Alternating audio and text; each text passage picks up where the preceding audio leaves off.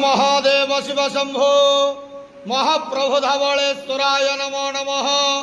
दीपं ज्योति परम ब्रह्मा दीपं ज्योति जनार्दन दीपहरतु मे पापो पूजा दीप नमस्तुते। हे बाबा धवलेश्वर महाप्रभु संसार सुखी रखंतु।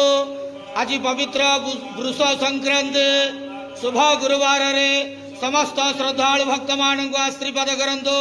मनस्कामना पूर्ण करंतु। कर्म क्षेत्र उन्नति करंतु। ग्रहरिष्ठ खंडन करंतु।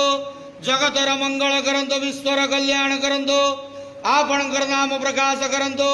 सेवकर डाक श्रवण करंतु। समस्त गुआवसा भक्त मानकर मनस्कामना पूर्ण करंतु। बाबा धवलेश्वराय नमो नमः।